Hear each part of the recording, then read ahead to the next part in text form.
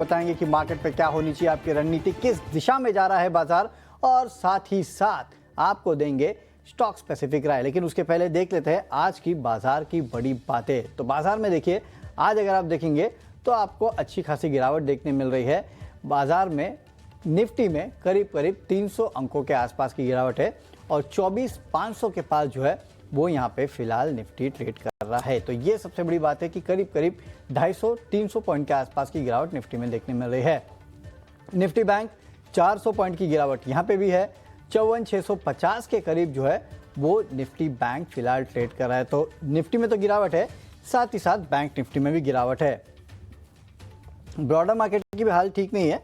Mid cap small cap index को देखिए, यहाँ पे भी आपको कमजोरी देखने मिलेगी। करीब करीब 0.5 से आधे % के आसपास की कमजोरी जो है वो मिड कैप और स्मॉल कैप इंडेक्स में देखने मिल रही है। सेक्टर स्पेसिफिक एफएमसीजी यहाँ पे अच्छी खासी गिरावट आज है, काफ़ी ज़्यादा गिरावट है। इनफैक्ट आईटीसी जैसा शेयर जिसके आज नतीजे आने वाले हैं 2% वो नीचे है। कोलगेट को देखिए, वहाँ पे भी करीब 4-5% के आसपास की गिरावट है। नतीजों के बाद कोलगेट के शेयर की अच्छी खासी धुलाई हो रही है। वहीं आईटी और ऑटो यहाँ पे भी अच्छा खासा दबाव देखने मिल रहा है। खासकर एमएनएम को देखेगा, 3% की गिरावट यहाँ पे है। अशोक लेलैंड को भी अगर आप देखेंगे तो वहाँ पे भी अच्छी खासी गिरावट है। तो काफ़ी सारे अच्छे स्टॉक्स है जिनमें आज आपको गिरावट देखने मिल रही है, ये बाजार में साफ समझ में आ रहा है।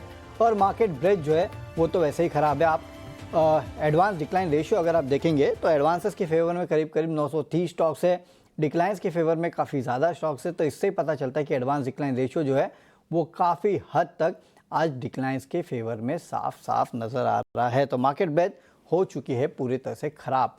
कल हमने देखा था मार्केट में रिकवरी थी, लेकिन हाँ आज अगर आप देखेंगे तो खासकर ग्लोबल संकेत और बॉन्ड मार्केट की तरफ से जो संकेत आ रहे हैं वो थोड़े अच्छे नहीं है। इसके लिए आपने देखा कि यूएस के मार्केट में भी थोड़ा गड़बड़ी देखने मिली और उसी का इम्पैक्ट जो है एशियन मार्केट्स, इंडियन मार्केट्स सब जगह देखने मिल रही है। लेकिन ऐसे मार्केट को ट्रेड कैसे करना है ये जान लेते हैं। आज वैसे तो निफ्टी की वीकली एक्सपायरी भी है तो काफ़ी क्रूशल हो जाता है। हमारे साथ हमारे गेस्ट जुड़ चुके हैं, कोटक सिक्योरिटीज़ के अमोल आठवले जी जहाँ हमारे साथ जुड़े हैं। अमोल जी, गुड आफ्टरनून, बहुत बहुत स्वागत है सर आपका 18 हाउस स्वदेश पे।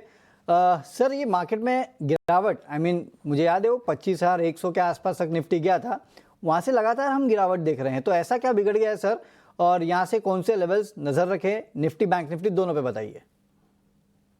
Good afternoon. आई थिंक ये 3-4 दिन से अपने मार्केट में दबाव है, करेक्शन है जो कंटिन्यू होता गया है।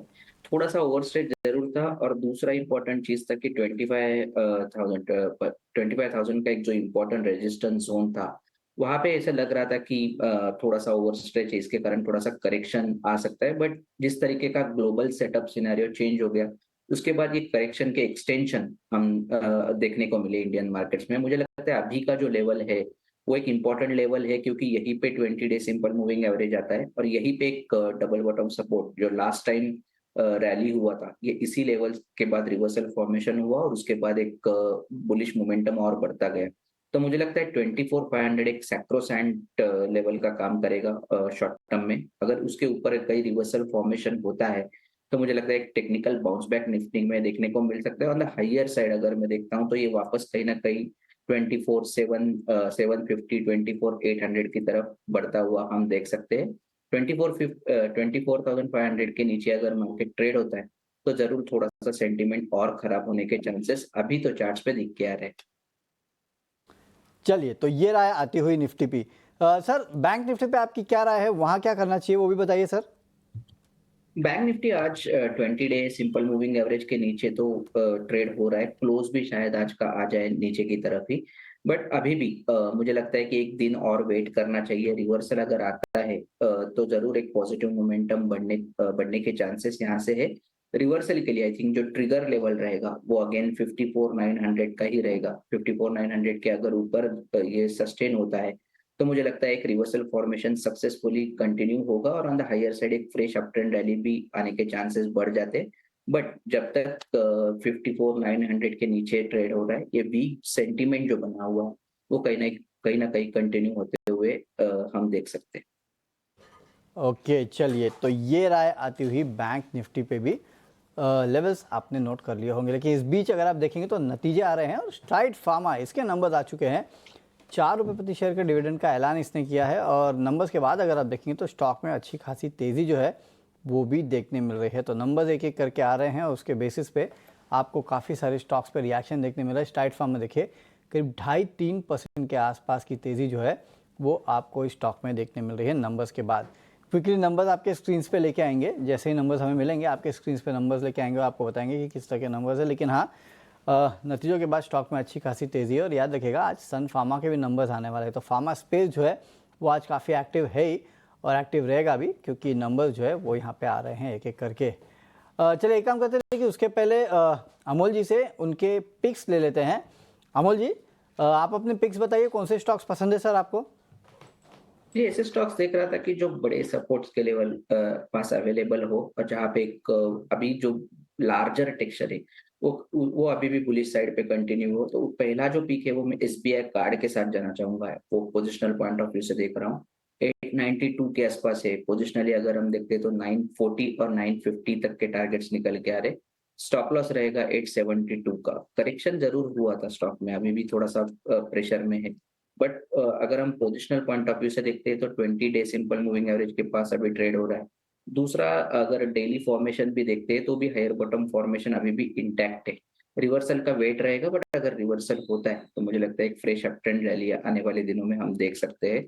दूसरा, मैं भारती के साथ जाना चाहूंगा। भारत को ये भी पोजिशनल पॉइंट ऑफ व्यू से देख रहा हूँ। 1833 के आसपास से पोजिशनली टारगेट निकल के आ रहे 1900 1920 के, और स्टॉप लॉस रहेगा उसका 1795 का। एक करेक्शन के बाद एक रिवर्सल फॉर्मेशन स्टॉक में फॉर्म हुआ है। जो पिछले रैली निफ्टी में आई थी वहां पे स्टॉक ने इतना कंट्रीब्यूट किया नहीं था, और अभी जब मार्केट में दबाव है तो ये स्टॉक में प्रेशर नहीं दिख रहा है। थोड़ा सा अलग फॉर्मेशन है भारती का, बट अगर ये लेवल सस्टेन होता है तो शायद आने वाले दिनों में ये अपना जो पॉजिटिव मोमेंटम उसने रखा है वो कहीं ना कहीं कंटिन्यू होते हुए हम देख सकते हैं। चलिए, तो दो स्टॉक्स है जहां पे खरीदारी की सलाह है। एक तो है भारती एयरटेल, लेवल्स आपके सामने है 1920 के लेवल देखने मिलेंगे। 1795 का आपको रखना है स्टॉप लॉस। और दूसरा है एसबीआई कार्ड्स, यहाँ पे आप देखिए 940 से 950 के आसपास के लेवल ये स्टॉक आपको दिखा सकता है। 872 का स्टॉप लॉस रखने की आपको राय दी गई है। तो दो स्टॉक्स है जहाँ पे खरीदारी की सलाह है। लेकिन चलिए मेन बोर्ड से अब वक्त हो चुका है एसएमई की तरफ जाने का। हमारी खास पेशकश एसएमई आईपीओ।